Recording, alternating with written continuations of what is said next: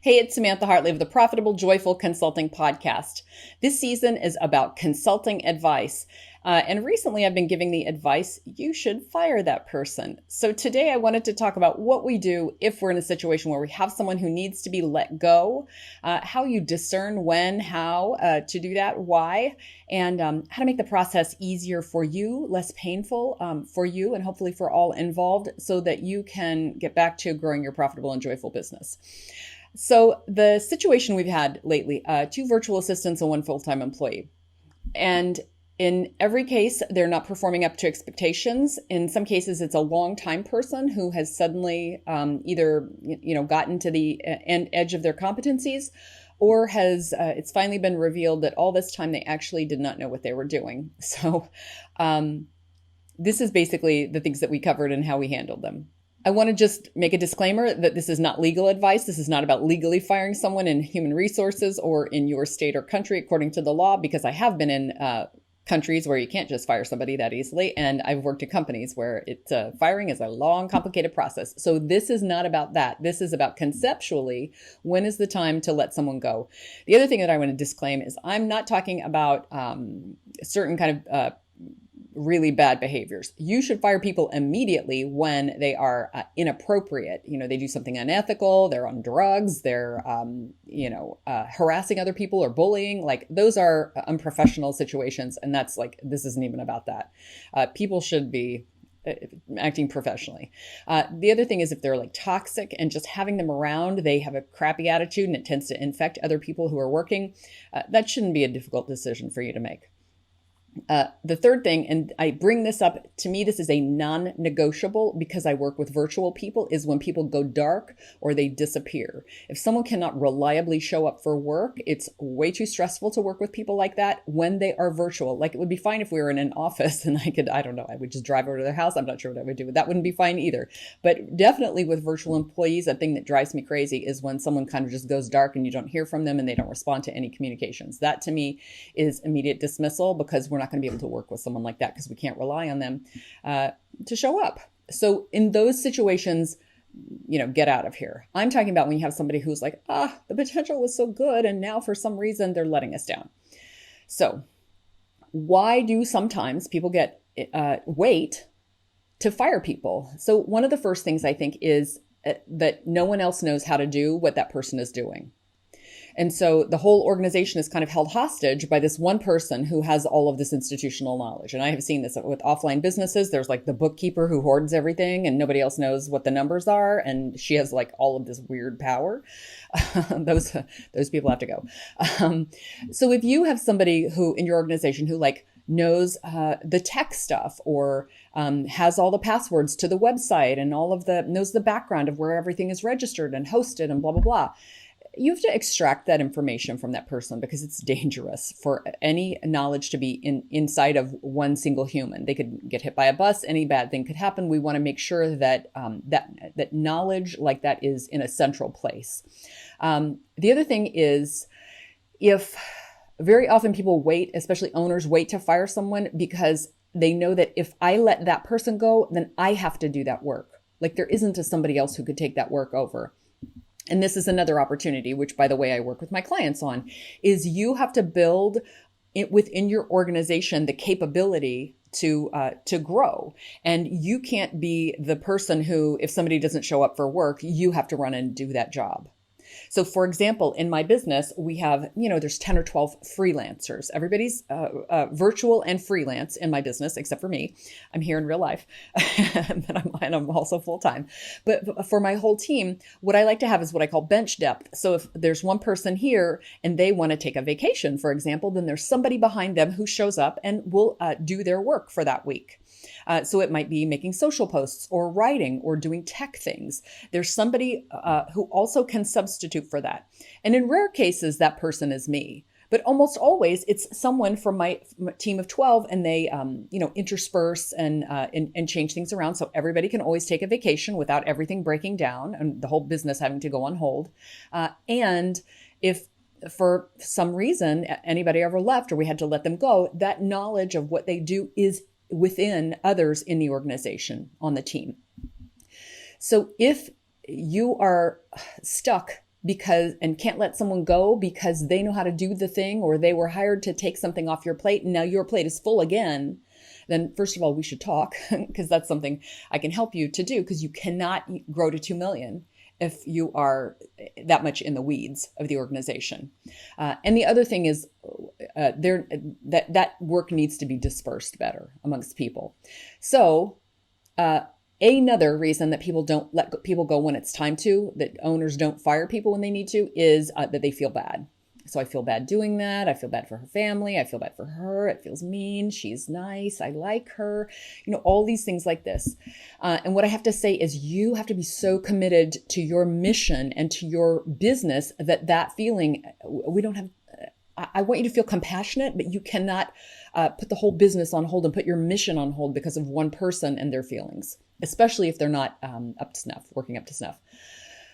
And the last thing is, a lot of times we just don't know what to say. So I'm going to give you a little language with this, but please don't, again, avoid having a difficult conversation or taking a difficult action because of reasons like that. Like, really reach out and get help. And again, look to what your mission is and think about your clients and the potential clients you have. You're here to serve.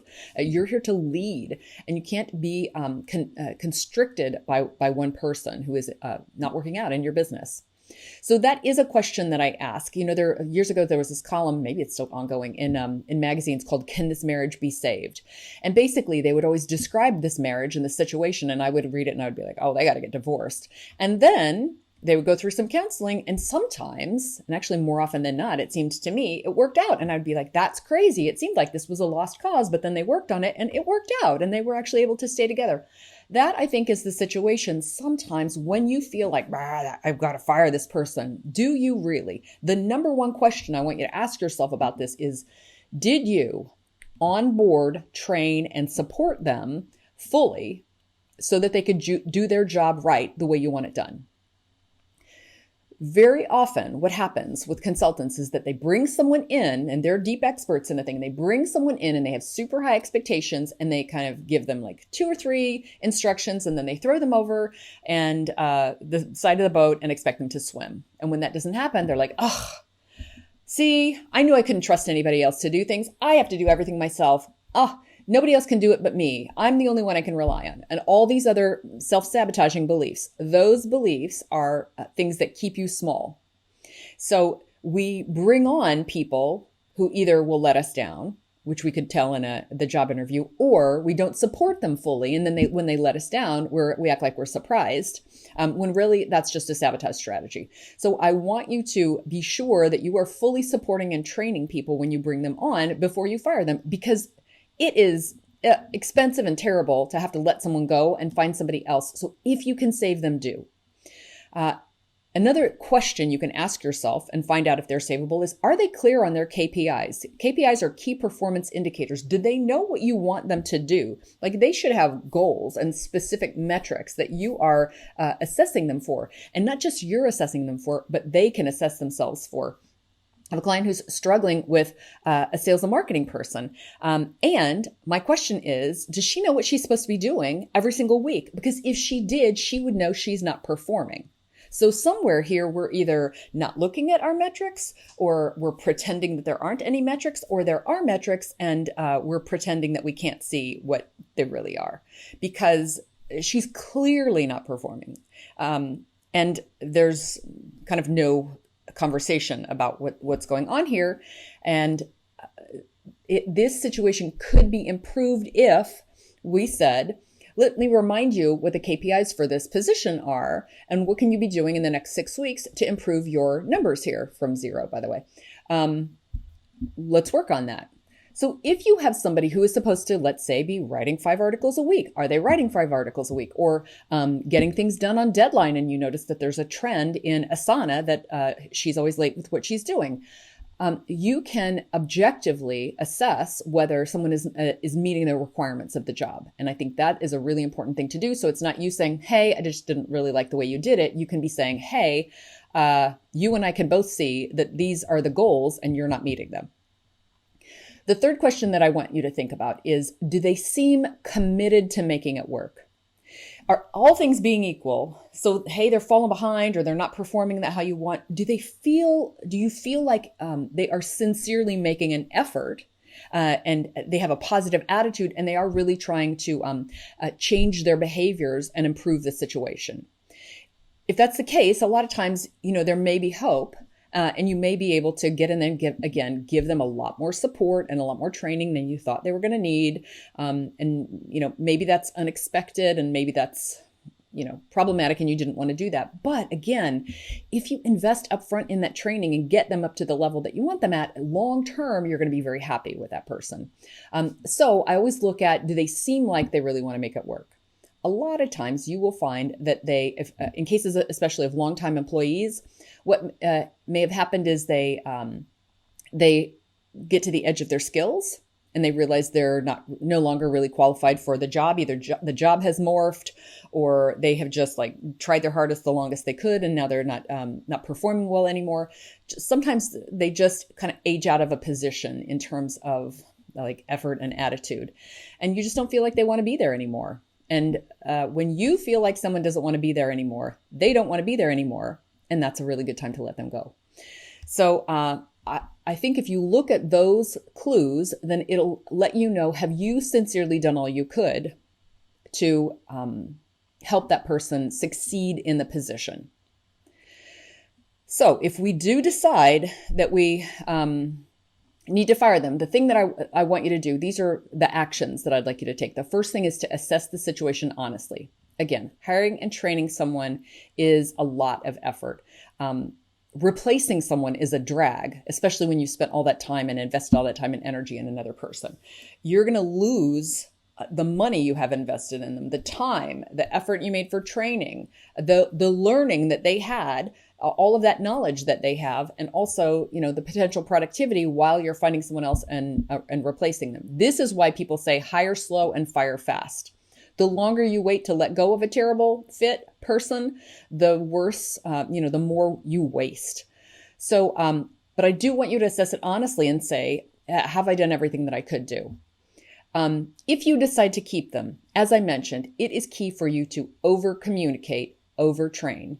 Just completely put that time, literally 2 to 4 hours a day, side by side, giving them exactly what you want them to do, teaching them to do that and watching them do that until they can do it without training wheels. They can take the training wheels off and be successful. I like to document this. So I document the expectations. Here's how I expect this to be done. I document the work. Here's the step-by-step process. I think of things as SOPs are what we have in our business, standard operating procedures. And I kind of think of them as a recipe. If you're going to make a wedding cake, here's what you do. Step 1, step 2, step 3, and then you put this away and then you take this out. That kind of level of detail is how every single task in your business that is repeated should be documented.